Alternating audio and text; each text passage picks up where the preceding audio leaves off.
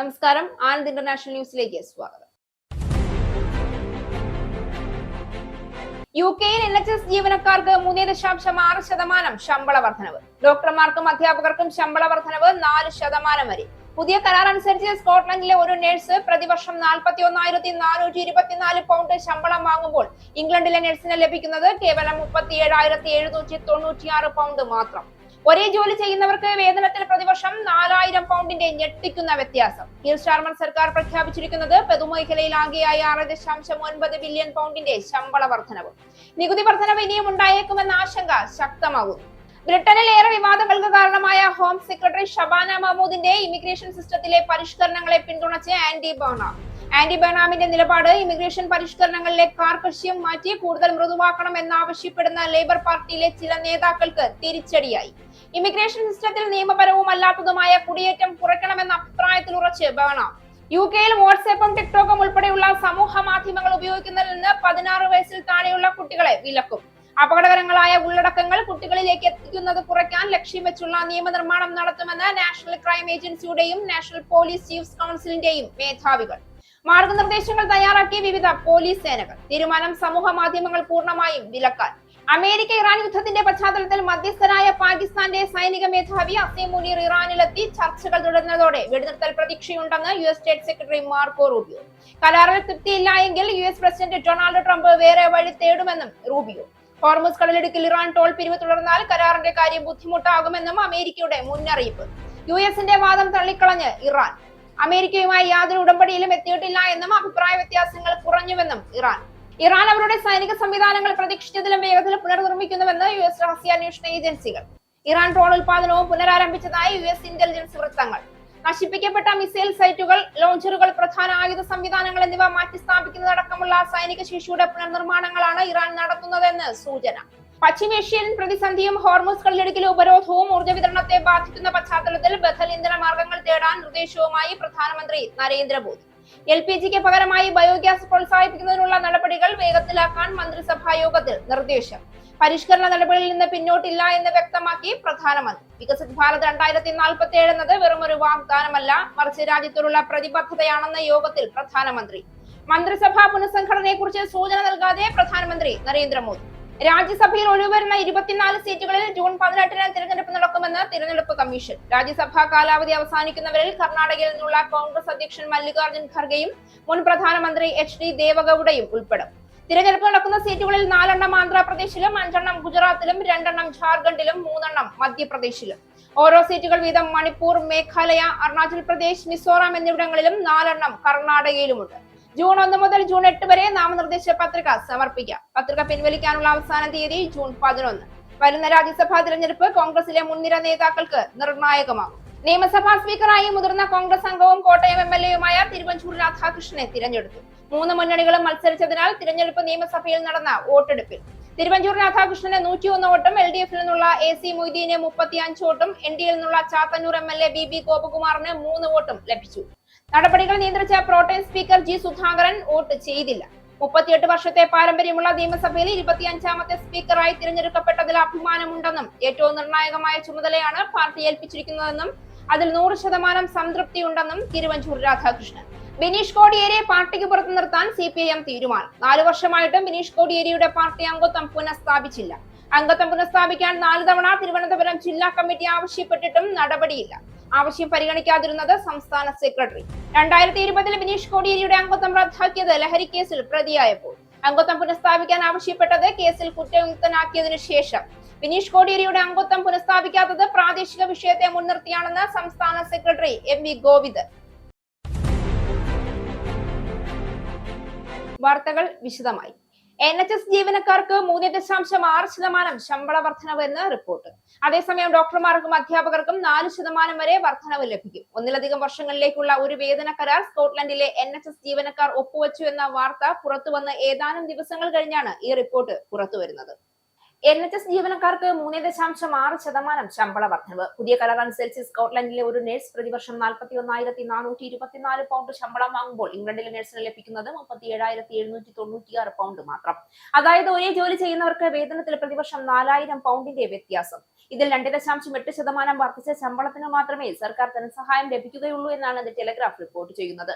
ബാക്കി തുക നിലവിലെ ബജറ്റിൽ നിന്നും കണ്ടെത്തേണ്ടതായി വരും. കഴിഞ്ഞ കുറച്ചു മാസങ്ങളായി താഴ്ന്നുകൊണ്ടിരുന്ന പണപ്പെരുപ്പം പെട്ടെന്ന് ഉയർന്ന് 3.5% നിൽക്കുമ്പോഴാണ് ശമ്പള വർധനവ് പ്രഖ്യാപനം വരുന്നത്. പൊതുമേഖലയിൽ ആകെയായ 6.9 ബില്യൺ പൗണ്ടിന്റെ ശമ്പള വർധനവാണ് കീർ സ്റ്റാർമർ സർക്കാർ പ്രഖ്യാപിച്ചിരിക്കുന്നത്. ഇതോടെ നികുതി വർധനവ് ഇനിയും ഉണ്ടായേക്കുമെന്ന ആശങ്കയും ശക്തമായിട്ടുണ്ട്.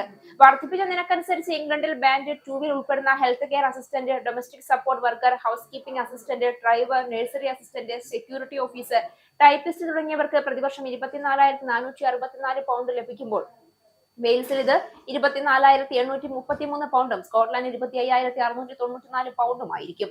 ബാൻഡ് 5 ഉൾപ്പെടുന്ന സ്റ്റാഫ് നഴ്സ്, ഫിസിയോതെറാപ്പിസ്റ്റ്, റേഡിയോഗ്രാഫർ തുടങ്ങിയവർക്ക് ഇംഗ്ലണ്ടിൽ പ്രതിവർഷം 31,048 പൗണ്ട് ലഭിക്കുമ്പോൾ വെയിൽസിൽ 31,515 പൗണ്ടും സ്കോട്ട്ലാൻഡിൽ 33,247 പൗണ്ടും നോർത്തേൺ അയർലൻഡിൽ 29,970 പൗണ്ടുമായിരിക്കും ലഭിക്കുക.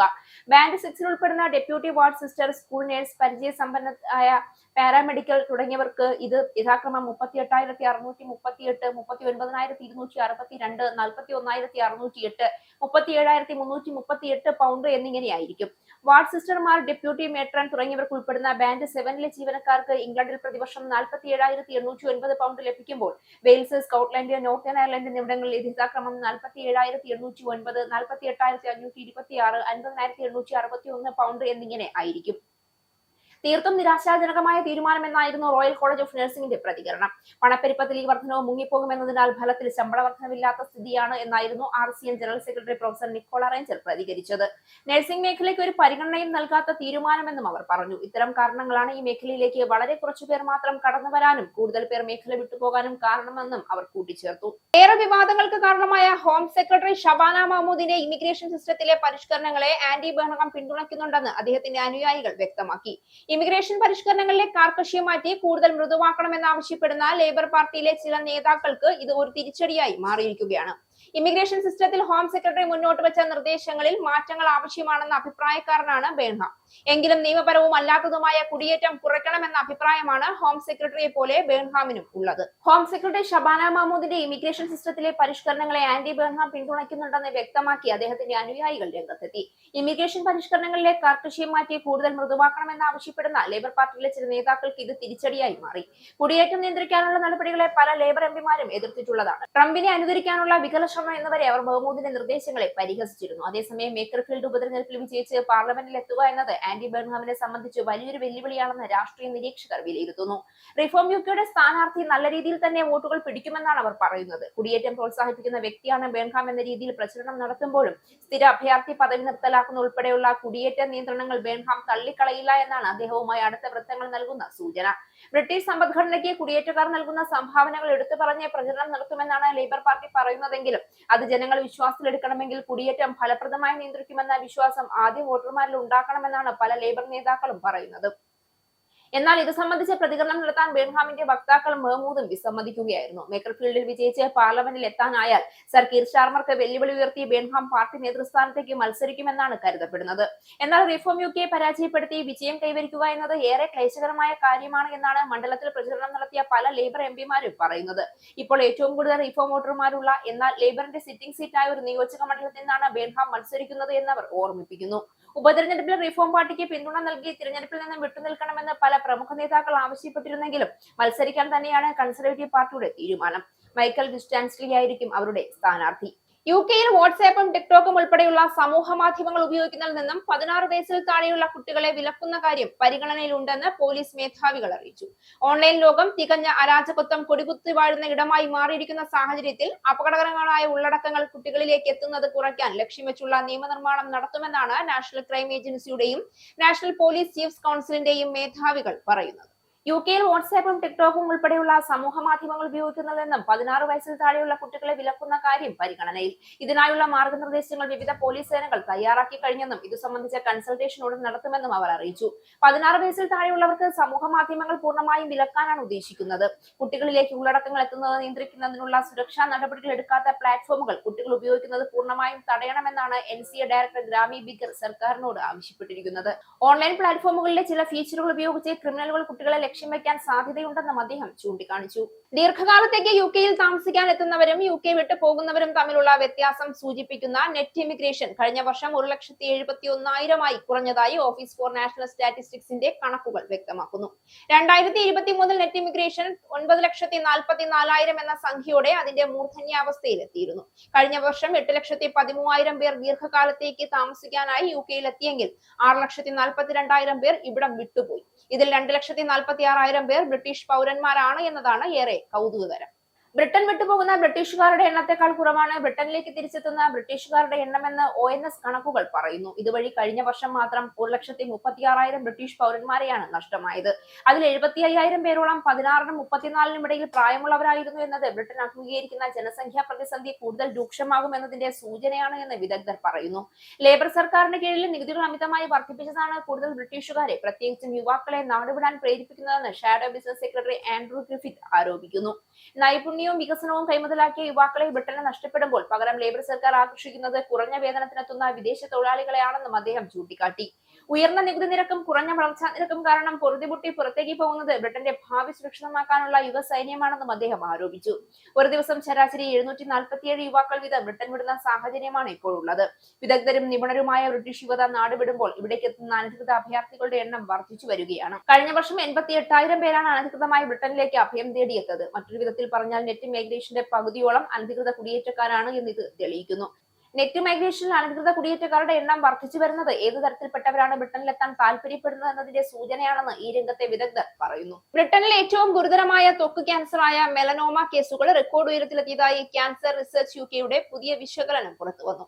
2022 മാത്രം 20,980 പേർക്ക് മെലനോമ സ്ഥിരീകരിച്ചതായും രാജ്യത്ത് ആദ്യമായാണ് രോഗബാധിതരുടെ എണ്ണം 20,000 കടക്കുന്നതെന്നും റിപ്പോർട്ടിൽ പറയുന്നു. 2040 വർഷം തോറും 26,500 പുതിയ കേസുകൾ വരെ റിപ്പോർട്ട് ചെയ്യപ്പെടാമെന്നാണ് മുന്നറിയിപ്പ്.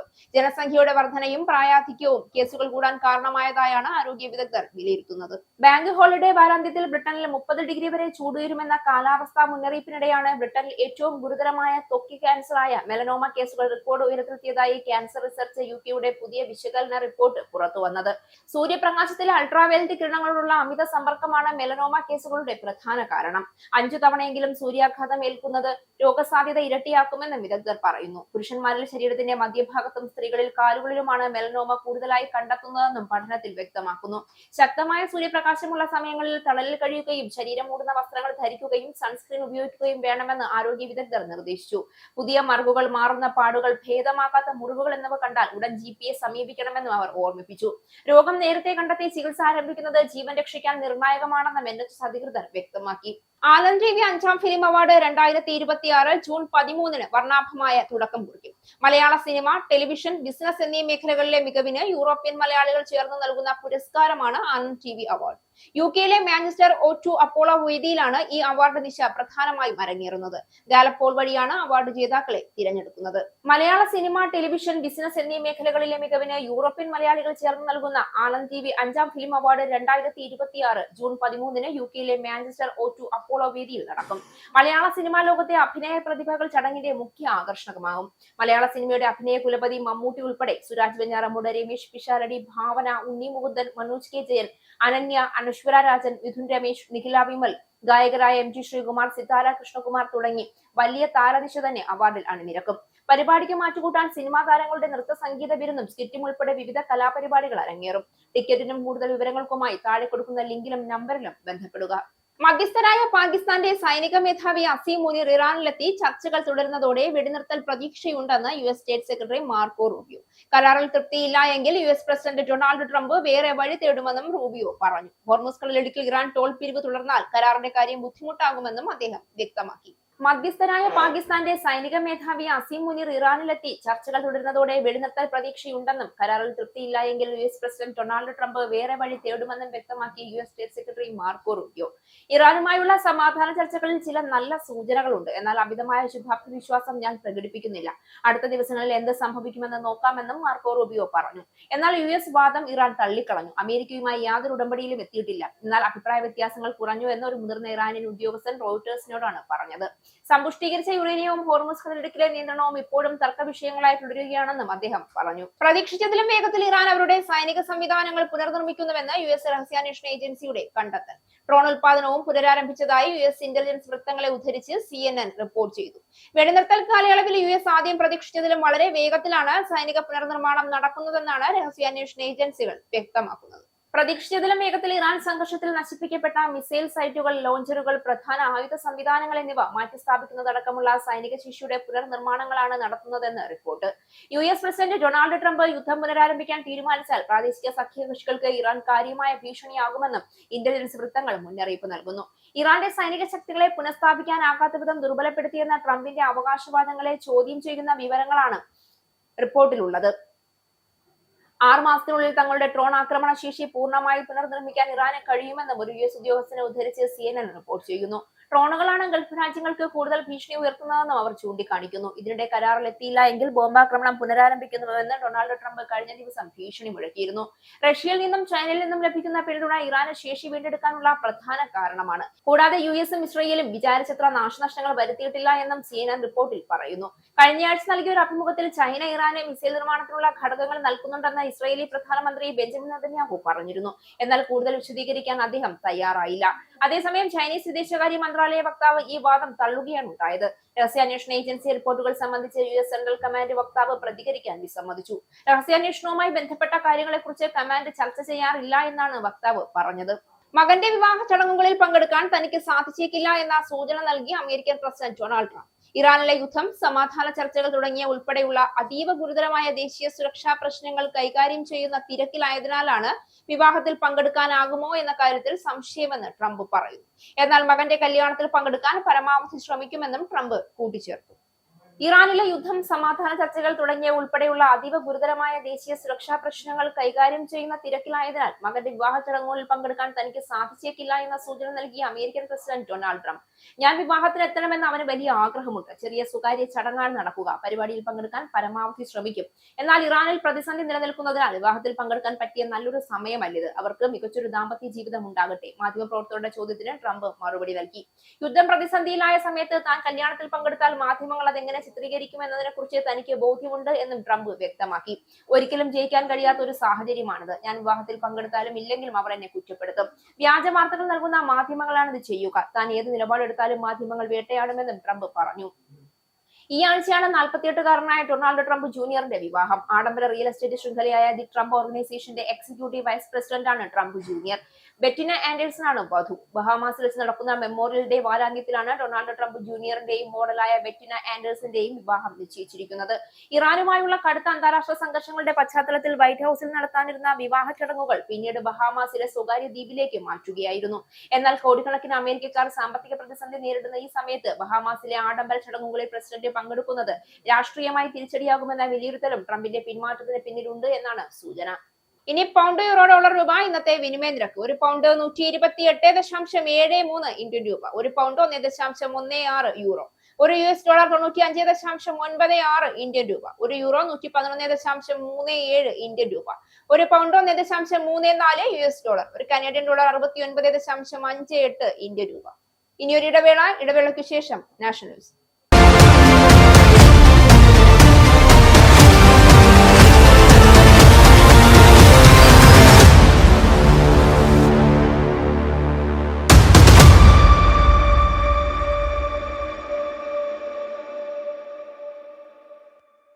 നമസ്കാരം, നാഷണൽ ന്യൂസിലേക്ക് സ്വാഗതം. പശ്ചിമേഷ്യൻ പ്രതിസന്ധിയും ഹോർമൂസ് കടലിടുക്കിലെ ഉപരോധവും ഊർജ്ജ വിതരണത്തെ ബാധിക്കുന്ന പശ്ചാത്തലത്തിൽ ബദൽ ഇന്ധന മാർഗങ്ങൾ തേടാൻ നിർദ്ദേശവുമായി പ്രധാനമന്ത്രി നരേന്ദ്രമോദി. സമ്പൂർണ്ണ മന്ത്രിസഭാ യോഗത്തിലാണ് നിർദ്ദേശം. LPGക്ക് പകരമായി ബയോഗ്യാസ് പ്രോത്സാഹിപ്പിക്കുന്നതിനുള്ള നടപടികൾ വേഗത്തിലാക്കാൻ അദ്ദേഹം ആവശ്യപ്പെട്ടു. പരിഷ്കരണ നടപടികളിൽ നിന്ന് പിന്നോട്ടില്ല എന്ന് പ്രധാനമന്ത്രി വ്യക്തമാക്കി. മന്ത്രിസഭാ പുനഃസംഘടനയെക്കുറിച്ച് യോഗത്തിൽ അദ്ദേഹം സൂചന നൽകിയില്ല. UAE, 4 യൂറോപ്യൻ രാജ്യങ്ങൾ എന്നിവിടങ്ങളിലെ സന്ദർശനത്തിന് ശേഷം തിരിച്ചെത്തിയ ഉടനെയായിരുന്നു പ്രധാനമന്ത്രിയുടെ അധ്യക്ഷതയിൽ മാരത്തോൺ യോഗം ചേർന്നത്. വികസിത് ഭാരത് 2047 എന്നത് വെറുമൊരു വാഗ്ദാനമല്ല, മറിച്ച് രാജ്യത്തോടുള്ള പ്രതിബദ്ധതയാണ് എന്ന് പ്രധാനമന്ത്രി യോഗത്തിൽ ഓർമ്മിപ്പിച്ചു. ഭരണപരിഷ്കാരങ്ങൾ കൂടുതൽ ഊർജ്ജസ്വലമായി നടപ്പിലാക്കാൻ അദ്ദേഹം മന്ത്രിമാരോട് ആവശ്യപ്പെട്ടു. മുൻകാലങ്ങളിലെ നേട്ടങ്ങളിൽ തൃപ്തരായിരിക്കുകയോ വീഴ്ചകളിൽ ഖേദിക്കുകയോ ചെയ്യാതെ പൂർണ്ണമായും ഭാവിയിലേക്ക് ശ്രദ്ധ കേന്ദ്രീകരിച്ച് മുന്നോട്ട് പോകണമെന്നും അദ്ദേഹം ഊന്നി പറഞ്ഞു. നടപ്പിലാക്കുന്ന പുതിയ പദ്ധതികളും പരിഷ്കരണങ്ങളും ഒരു തരത്തിലും ജനങ്ങളെ ബുദ്ധിമുട്ടിക്കുന്നതോ ഉപദ്രവിക്കുന്നതോ ആകരുതെന്ന് പ്രധാനമന്ത്രി നിർദ്ദേശം നൽകി. ജനങ്ങളുടെ ജീവിത സൗകര്യങ്ങൾ മെച്ചപ്പെടുത്തുക എന്നതായിരിക്കണം എല്ലാ പരിഷ്കാരങ്ങളുടെയും ലക്ഷ്യമെന്ന് അദ്ദേഹം ആവർത്തിച്ചു. എൻഡിഎയുടെ മൂന്നാം സർക്കാർ ജൂൺ 9-ന് 2 വർഷം പൂർത്തിയാക്കുന്ന പശ്ചാത്തലത്തിലാണ് ഈ അവലോകനം നടന്നത്. രാജ്യസഭയിൽ ഒഴിവുവരുന്ന 24 സീറ്റുകളിൽ ജൂൺ 18-ന് തിരഞ്ഞെടുപ്പ് നടക്കുമെന്ന് തിരഞ്ഞെടുപ്പ് കമ്മീഷൻ. കർണാടകയിൽ നിന്നുള്ള കോൺഗ്രസ് അധ്യക്ഷൻ മല്ലികാർജ്ജുൻ ഖർഗെയുടെയും മുൻ പ്രധാനമന്ത്രി എച്ച്.ഡി. ദേവഗൌഡയുടെയും ഉൾപ്പെടെയാണ് 24 സീറ്റുകളിൽ ഒഴിവ്. തിരഞ്ഞെടുപ്പ് നടക്കുന്ന സീറ്റുകളിൽ 4 എണ്ണം ആന്ധ്രാപ്രദേശിലും, 5 എണ്ണം ഗുജറാത്തിലും, 2 എണ്ണം ജാർഖണ്ഡിലും, 3 എണ്ണം മധ്യപ്രദേശിലുമാണ്. ഓരോന്ന് വീതം മണിപ്പൂർ, മേഘാലയ, അരുണാചൽ പ്രദേശ്, മിസോറാം എന്നിവിടങ്ങളിലും 4 എണ്ണം കർണാടകയിലുമുണ്ട്. ജൂൺ 1 മുതൽ ജൂൺ 8 വരെ നാമനിർദ്ദേശ പത്രിക സമർപ്പിക്കാം. രാജ്യസഭയിൽ ഒഴിവുവരുന്ന 24 സീറ്റുകളിൽ ജൂൺ 18-ന് തിരഞ്ഞെടുപ്പ് നടക്കുമെന്ന് തിരഞ്ഞെടുപ്പ് കമ്മീഷൻ അറിയിച്ചു.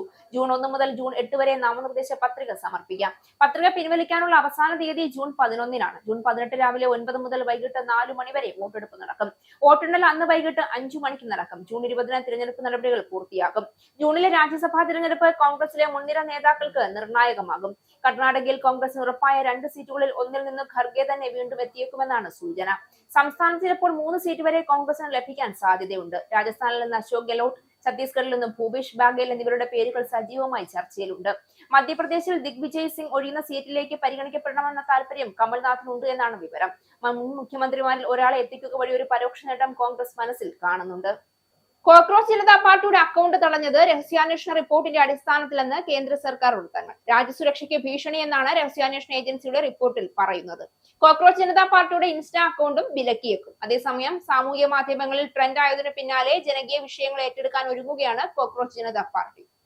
കോക്രോച്ച് ജനതാ പാർട്ടിയുടെ അക്കൗണ്ട് പൊട്ടിച്ച് കേന്ദ്ര സർക്കാർ. നടപടി രഹസ്യാന്വേഷണ റിപ്പോർട്ടിന്റെ അടിസ്ഥാനത്തിലെന്ന് കേന്ദ്ര സർക്കാർ വൃത്തങ്ങൾ വ്യക്തമാക്കി. എന്നാൽ അതേസമയം സാമൂഹ്യ മാധ്യമങ്ങളിൽ ട്രെൻഡ് ആയതിനു പിന്നാലെ ജനകീയ വിഷയങ്ങൾ ഏറ്റെടുക്കാൻ ഒരുങ്ങുകയാണ് cockroach Janata party.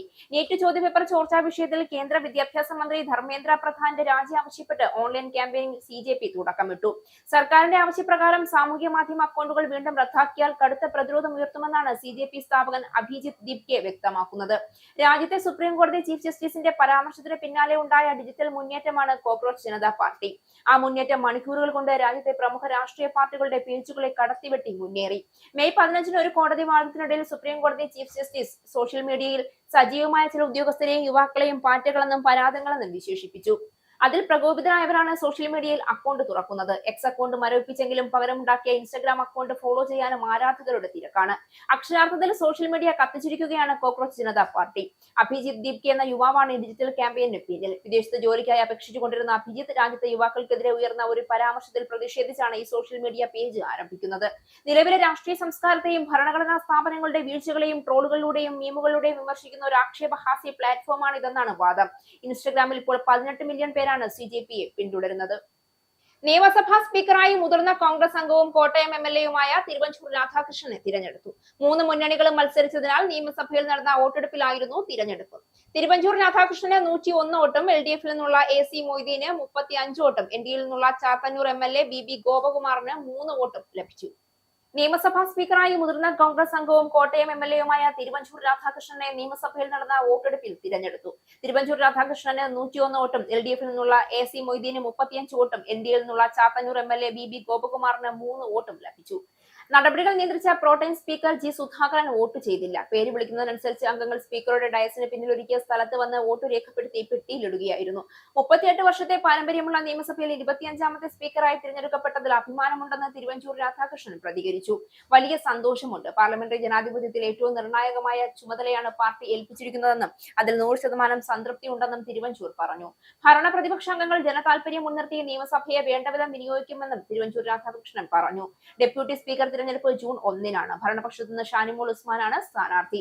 LDF BJP സ്ഥാനാർത്ഥികളെ തീരുമാനിച്ചിട്ടില്ല. തുടർന്ന് മുഖ്യമന്ത്രി VD സതീശനും പ്രതിപക്ഷ നേതാവ് പിണറായി വിജയനും ചേർന്ന് തിരുവഞ്ചൂർ രാധാകൃഷ്ണനെ സ്പീക്കറുടെ കസേരയിലേക്ക് ആനയിച്ചു. മുഖ്യമന്ത്രി VD സതീശനെതിരെ ഉന്നത വിദ്യാഭ്യാസ വകുപ്പ് മുൻ മന്ത്രി R ബിന്ദു. സത്യപ്രതിജ്ഞ വരെ VD സതീശനായിരുന്നുവെന്നും സത്യപ്രതിജ്ഞയിൽ വടശ്ശേരി ദാമോദരൻ മേനോൻ സതീശനായത് കേവല യാദൃച്ഛികതയല്ല എന്നും R ബിന്ദു പറഞ്ഞു. അത്തരം സമവാക്യങ്ങൾ ഈ ഭരണകാലത്ത് തുടരുമെന്ന് R ബിന്ദു കൂട്ടിച്ചേർത്തു. മുഖ്യമന്ത്രി VD സതീശനെതിരെ ഉന്നത വിദ്യാഭ്യാസ വകുപ്പ് മുൻ മന്ത്രി R ബിന്ദു രംഗത്തെത്തി. പാവപ്പെട്ടവരുടെ പ്രശ്നങ്ങൾക്ക് ഒന്നാമത് പരിഗണന നൽകണമെന്ന് കൂക്കി മുഖ്യമന്ത്രിയെ ഓർമ്മപ്പെടുത്തുന്നു. ഉപരിപ്ലവമായ കാപ്പട്യമല്ല വേണ്ടതെന്നും R ബിന്ദു പറഞ്ഞു.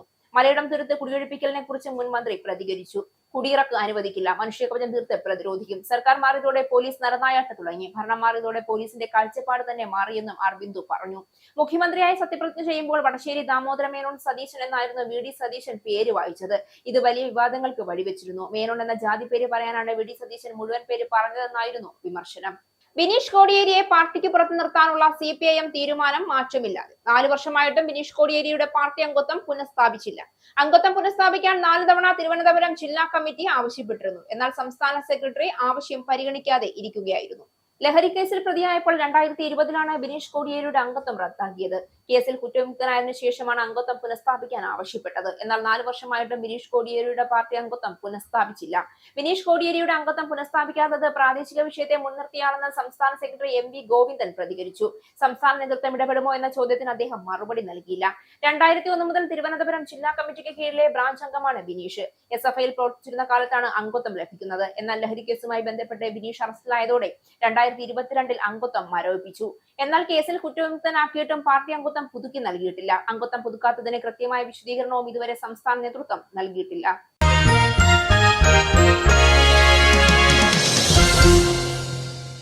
ഗുജറാത്ത് ടൈറ്റൻസിനെതിരെ ചെന്നൈ സൂപ്പർ കിങ്സിന് ബാറ്റിംഗ് തകർച്ച. ആദ്യ പന്തിൽ തന്നെ മലയാളി താരം സഞ്ജു സാംസൺ പുറത്തായി. തൊട്ടു പിന്നാലെ ഉർവിൽ പട്ടേൽ, ക്യാപ്റ്റൻ ഋതുരാജ് ഗെയ്ക്വാദും പുറത്തായി. ഒടുവിൽ 5.2 ഓവർ കഴിയുമ്പോൾ 54 റൺസിന് 4 വിക്കറ്റ് എന്ന നിലയിലാണ് ചെന്നൈ. സഞ്ജു സാംസൺ, ഉർവിൽ പട്ടേൽ, ഋതുരാജ്, മാറ്റ് ഷോട്ട്സ് എന്നിവരാണ് പുറത്തായ 4 താരങ്ങൾ. നേരത്തെ ടോസ് നഷ്ടമായി ബാറ്റിംഗിനിറങ്ങിയ ഗുജറാത്ത് 20 ഓവറിൽ 4 വിക്കറ്റ് നഷ്ടത്തിൽ 230 റൺസാണ് നേടിയത്. Captain Shubman Gill, Sai Sudharsan, Jos Buttler എന്നിവർ സെഞ്ചുറി നേടി. ഗിൽ 37 പന്തിൽ 3 സിക്സറും 7 ഫോറുകളും അടക്കം 64 റൺസ് നേടി. സായ് സുദർശൻ 53 പന്തിൽ 4 സിക്സറും 7 ഫോറുകളും അടക്കം 84 റൺസ് നേടി.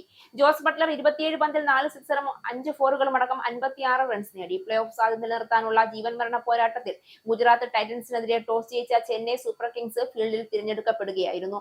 സൺറൈസേഴ്സ് ഹൈദരാബാദിനെതിരെ കഴിഞ്ഞ മത്സരം തോറ്റ ടീമിൽ 2 മാറ്റങ്ങളുമായാണ് ചെന്നൈ ഇന്ന് ഗുജറാത്തിനെതിരെ ഇറങ്ങുന്നത്.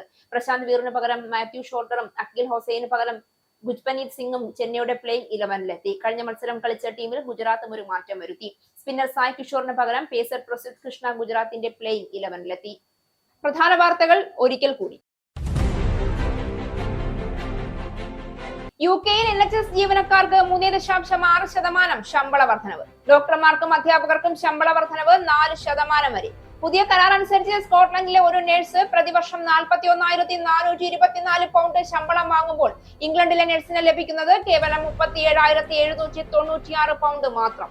ഒരേ ജോലി ചെയ്യുന്നവർക്ക് വേതനത്തിൽ പ്രതിവർഷം 4,000 പൗണ്ടിന്റെ ഞെട്ടിക്കുന്ന വ്യത്യാസം. കീർ സ്റ്റാർമർ സർക്കാർ പ്രഖ്യാപിച്ചിരിക്കുന്നത് പൊതുമേഖലയിൽ ആകെയായി 6.9 ബില്യൺ പൗണ്ടിന്റെ ശമ്പള വർധനവ്. നികുതി വർധനവ് ഇനിയും ഉണ്ടായേക്കുമെന്ന ആശങ്ക ശക്തമാകുന്നു. ബ്രിട്ടനിൽ ഏറെ വിവാദങ്ങൾക്ക് കാരണമായ ഹോം സെക്രട്ടറി ഷബാന മഹ്മൂദിന്റെ ഇമിഗ്രേഷൻ സിസ്റ്റത്തിലെ പരിഷ്കരണങ്ങളെ പിന്തുണച്ച് ആന്റി ബർണാമിന്റെ നിലപാട് ഇമിഗ്രേഷൻ പരിഷ്കരണങ്ങളിലെ കാർക്കശ്യം മാറ്റി കൂടുതൽ മൃദുവാക്കണം എന്നാവശ്യപ്പെടുന്ന ലേബർ പാർട്ടിയിലെ ചില നേതാക്കൾക്ക് തിരിച്ചടിയായി. ഇമിഗ്രേഷൻ സിസ്റ്റത്തിൽ നിയമപരവും അല്ലാത്തതുമായ കുടിയേറ്റം കുറയ്ക്കണമെന്ന അഭിപ്രായത്തിൽ ഉറച്ച് ബർണാം. UK-യിൽ വാട്സ്ആപ്പും ടിക്ടോക്കും ഉൾപ്പെടെയുള്ള സമൂഹ മാധ്യമങ്ങൾ ഉപയോഗിക്കുന്നതിൽ നിന്ന് 16 വയസ്സിൽ താഴെയുള്ള കുട്ടികളെ വിലക്കും. അപകടകരങ്ങളായ ഉള്ളടക്കങ്ങൾ കുട്ടികളിലേക്ക് എത്തിക്കുന്നത് കുറയ്ക്കാൻ ലക്ഷ്യം വെച്ചുള്ള നിയമനിർമ്മാണം നടത്തുമെന്ന് നാഷണൽ ക്രൈം ഏജൻസിയുടെയും നാഷണൽ പോലീസ് ചീഫ്സ് കൗൺസിലിന്റെയും മേധാവികൾ. മാർഗനിർദ്ദേശങ്ങൾ തയ്യാറാക്കിയ വിവിധ പോലീസ് സേനകൾ. തീരുമാനം സമൂഹ മാധ്യമങ്ങൾ പൂർണ്ണമായും വിലക്കാൻ. അമേരിക്ക ഇറാൻ യുദ്ധത്തിന്റെ പശ്ചാത്തലത്തിൽ മധ്യസ്ഥനായ പാകിസ്ഥാന്റെ സൈനിക മേധാവി അസീം മുനീർ ഇറാനിലെത്തി. ചർച്ചകൾ തുടരുന്നതോടെ വെടിനിർത്തൽ പ്രതീക്ഷയുണ്ടെന്ന് US state secretary Marco Rubio. കരാറിൽ തൃപ്തിയില്ല എങ്കിൽ US പ്രസിഡന്റ് ഡൊണാൾഡ് ട്രംപ് വേറെ വഴി തേടുമെന്നും റൂബിയോ. ഹോർമുസ് കടലിടുക്കിൽ ഇറാൻ ടോൾ പിരിവ് തുടർന്നാൽ കരാറിന്റെ കാര്യം ബുദ്ധിമുട്ടാകുമെന്നും അമേരിക്കയുടെ മുന്നറിയിപ്പ്. US-ന്റെ വാദം തള്ളിക്കളഞ്ഞ് ഇറാൻ. അമേരിക്കയുമായി യാതൊരു ഉടമ്പടിയിലും എത്തിയിട്ടില്ല എന്നും അഭിപ്രായ വ്യത്യാസങ്ങൾ കുറഞ്ഞുവെന്നും ഇറാൻ അവരുടെ സൈനിക സംവിധാനങ്ങൾ പ്രതീക്ഷിച്ചതിലും വേഗത്തിൽ പുനർനിർമ്മിക്കുന്നുവെന്ന് US രഹസ്യാന്വേഷണ ഏജൻസികൾ. ഇറാൻ ഡ്രോൺ ഉൽപാദനവും പുനരാരംഭിച്ചതായി US ഇന്റലിജൻസ് വൃത്തങ്ങൾ. നശിപ്പിക്കപ്പെട്ട മിസൈൽ സൈറ്റുകൾ, ലോഞ്ചറുകൾ, പ്രധാന ആയുധ സംവിധാനങ്ങൾ എന്നിവ മാറ്റിസ്ഥാപിക്കുന്നതടക്കമുള്ള സൈനിക ശേഷിയുടെ പുനർനിർമ്മാണങ്ങളാണ് ഇറാൻ നടത്തുന്നതെന്ന് സൂചന. പശ്ചിമേഷ്യൻ പ്രതിസന്ധിയും ഹോർമുസ് കടലിടുക്കിലെ ഉപരോധവും ഊർജ്ജ വിതരണത്തെ ബാധിക്കുന്ന പശ്ചാത്തലത്തിൽ ബദൽ ഇന്ധന മാർഗങ്ങൾ തേടാൻ നിർദ്ദേശവുമായി പ്രധാനമന്ത്രി നരേന്ദ്രമോദി. LPG-ക്ക് പകരമായി ബയോഗ്യാസ് പ്രോത്സാഹിപ്പിക്കുന്നതിനുള്ള നടപടികൾ വേഗത്തിലാക്കാൻ മന്ത്രിസഭാ യോഗത്തിൽ നിർദ്ദേശം. പരിഷ്കരണ നടപടിയിൽ നിന്ന് പിന്നോട്ടില്ല എന്ന് വ്യക്തമാക്കി പ്രധാനമന്ത്രി. വികസിത് ഭാരത് 2047 എന്നത് വെറുമൊരു വാഗ്ദാനമല്ല, മറിച്ച് രാജ്യത്തോടുള്ള പ്രതിബദ്ധതയാണെന്ന് യോഗത്തിൽ പ്രധാനമന്ത്രി. മന്ത്രിസഭാ പുനഃസംഘടനയെക്കുറിച്ച് സൂചന നൽകാതെ പ്രധാനമന്ത്രി നരേന്ദ്രമോദി. രാജ്യസഭയിൽ ഒഴിവുവരുന്ന 24 സീറ്റുകളിൽ ജൂൺ 18-ന് തിരഞ്ഞെടുപ്പ് നടക്കുമെന്ന് തിരഞ്ഞെടുപ്പ് കമ്മീഷൻ. രാജ്യസഭാ കാലാവധി അവസാനിക്കുന്നവരിൽ കർണാടകയിൽ നിന്നുള്ള കോൺഗ്രസ് അധ്യക്ഷൻ മല്ലികാർജ്ജുൻ ഖർഗെയും മുൻ പ്രധാനമന്ത്രി HD ദേവഗൌഡയും ഉൾപ്പെടും. തിരഞ്ഞെടുപ്പ് നടക്കുന്ന സീറ്റുകളിൽ 4 ആന്ധ്രാപ്രദേശിലും 5 ഗുജറാത്തിലും 2 ജാർഖണ്ഡിലും 3 മധ്യപ്രദേശിലും. ഓരോ സീറ്റുകൾ വീതം മണിപ്പൂർ, മേഘാലയ, അരുണാചൽ പ്രദേശ്, മിസോറാം എന്നിവിടങ്ങളിലും 4 കർണാടകയിലുമുണ്ട്. ജൂൺ 1 മുതൽ ജൂൺ 8 വരെ നാമനിർദ്ദേശ പത്രിക സമർപ്പിക്കാം. പത്രിക പിൻവലിക്കാനുള്ള അവസാന തീയതി ജൂൺ 11. വരുന്ന രാജ്യസഭാ തിരഞ്ഞെടുപ്പ് കോൺഗ്രസിലെ മുൻനിര നേതാക്കൾക്ക് നിർണായകമാകും. നിയമസഭാ സ്പീക്കറായി മുതിർന്ന കോൺഗ്രസ് അംഗവും കോട്ടയം MLA-യുമായ തിരുവഞ്ചൂർ രാധാകൃഷ്ണനെ തിരഞ്ഞെടുത്തു. 3 മുന്നണികളും മത്സരിച്ചതിനാൽ തിരഞ്ഞെടുപ്പ് നിയമസഭയിൽ നടന്ന വോട്ടെടുപ്പിൽ തിരുവഞ്ചൂർ രാധാകൃഷ്ണന് 101 വോട്ടും, LDF-ൽ നിന്നുള്ള AC മൊയ്തീന് 35 വോട്ടും, NDA-ൽ നിന്നുള്ള ചാത്തന്നൂർ MLA BB ഗോപകുമാറിന് 3 വോട്ടും ലഭിച്ചു. നടപടികൾ നിയന്ത്രിച്ച pro tem speaker G Sudhakaran vote ചെയ്തില്ല.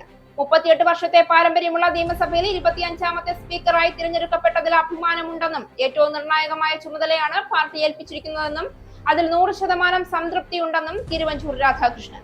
ബിനീഷ് കോടിയേരിയെ പാർട്ടിക്ക് പുറത്തു നിർത്താൻ CPIM തീരുമാനം. 4 വർഷമായിട്ടും ബിനീഷ് കോടിയേരിയുടെ പാർട്ടി അംഗത്വം പുനഃസ്ഥാപിച്ചില്ല. അംഗത്വം പുനഃസ്ഥാപിക്കാൻ 4 തവണ തിരുവനന്തപുരം ജില്ലാ കമ്മിറ്റി ആവശ്യപ്പെട്ടിട്ടും നടപടിയില്ല. ആവശ്യം പരിഗണിക്കാതിരുന്നത് സംസ്ഥാന സെക്രട്ടറി. 2020-ൽ ബിനീഷ് കോടിയേരിയുടെ അംഗത്വം റദ്ദാക്കിയത് ലഹരി കേസിൽ പ്രതിയായപ്പോൾ. അംഗത്വം പുനഃസ്ഥാപിക്കാൻ ആവശ്യപ്പെട്ടത് കേസിൽ കുറ്റവിമുക്തനാക്കിയതിനു ശേഷം. ബിനീഷ് കോടിയേരിയുടെ അംഗത്വം പുനഃസ്ഥാപിക്കാത്തത് പ്രാദേശിക വിഷയത്തെ മുൻനിർത്തിയാണെന്ന് സംസ്ഥാന സെക്രട്ടറി MV ഗോവിന്ദ്. ഈ ന്യൂസ് ബുള്ളറ്റിൻ അവസാനിച്ചു. നന്ദി.